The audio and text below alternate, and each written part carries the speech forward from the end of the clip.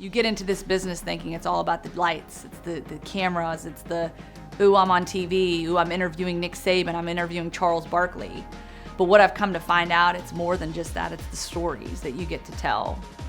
And I feel like I've come across so many wonderful stories and people and been able to tell those stories in such a way that they've had a positive impact on other people's lives.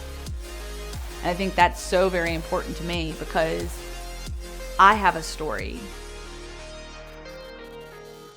In 2003, I was a gymnast at Rutgers University. I got a phone call from my dad. He said, "Lauren, your mom died. Get on the next plane you can and I'll be at the airport to pick you up." He never did show up. Instead, it was my Uncle Mike who had to tell me, "Lauren, I'm sorry, but your dad passed away too." Both of my parents died of drug overdoses. And I think what's so hard is I see them then and just had no idea that they had this pain and this addiction that just had such a strong grip on them.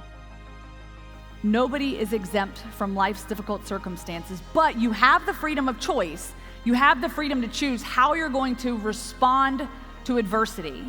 So how are you going to respond to adversity?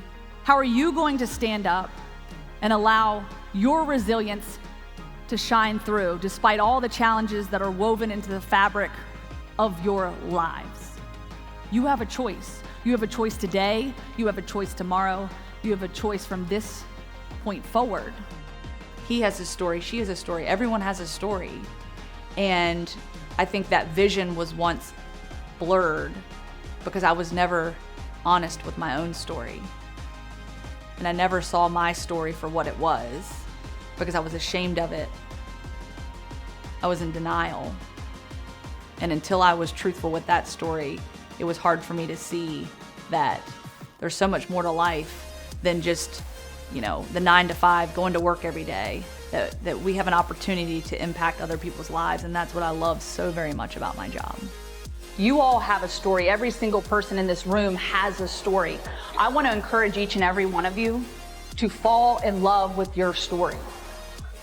By all means, fall in love with your story and keep moving forward no matter what it is that you've been through. We get to be the author of our own book called life, right? We get to have this book and we get to fill each page, each chapter one by one. And let me tell you, there's gonna be chapters in there that you're gonna love and there's gonna be chapters you're gonna wanna rip out and throw out the window, right? At the end of the day, I think it's so important you have this blank canvas that you get to fill each page. And I think that when you can find meaning and purpose in your life and ultimately fall in love with your story, you will find that you can inspire others to walk through doors they never even knew existed. Let's go!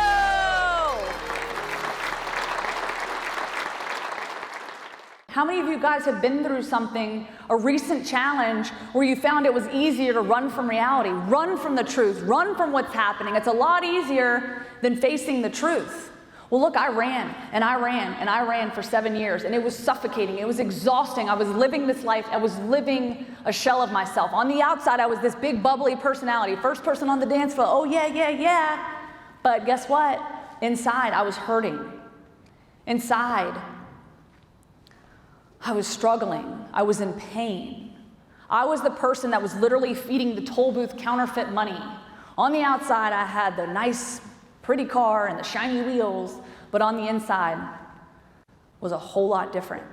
And I had inherited that shame from my parents. I was afraid that when I entered into my sports career, that people would ask me about my family life, perhaps do a Google search and find out that both of my parents died from prescription drug overdoses. Well, maybe, prescription drug overdoses, well, maybe she could go down that same path. Maybe she's not qualified because her parents are drug addicts. Maybe, maybe she'll fall into those same addictive behaviors, and maybe that will be an issue for us if we employ her. I was afraid that I wouldn't get selected for awards. I was afraid that I wouldn't get a job because of the shame that I felt because of how my parents died. But as I started to tear those walls down and realize that I'm not going to allow that pain and that shame to define me, I now have a mission.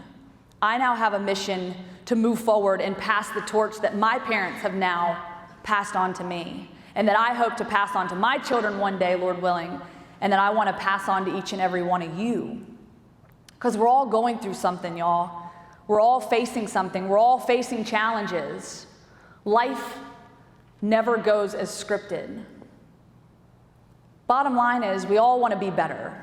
We all maybe want to be taller, you want to be skinnier, you want to be prettier, you want to be more beautiful. You want to be better at whatever it is. But here's the deal. You are perfectly imperfect just the way you are. Nobody is exempt from life's difficult circumstances. Nobody is exempt from life's difficult circumstances. It does not matter the car you drive, the job you hold, where you grew up. None of that stuff matters. Nobody is exempt from life's difficult circumstances, but you have the freedom of choice. You have the freedom to choose how you're going to respond to adversity. So how are you going to respond to adversity? How are you going to stand up and allow your resilience to shine through despite all the challenges that are woven into the fabric of your lives? You have a choice. You have a choice today. You have a choice tomorrow. You have a choice from this point forward. So how are you going to choose to respond? I encourage each and every one of you, as you walk out of here tonight, to remember you all are amazing people. You guys are awesome. You guys have a story, an incredible story to tell, and I want to encourage each and every one of you to be bold, to be courageous, to move forward and know that your story matters. And through it all, until I was courageous enough to share my story, I was afraid. But then as I opened up and had the courage to share my story, I ultimately fell in love with my story. And I encourage each and every one of you to do the same. Fall in love with your story.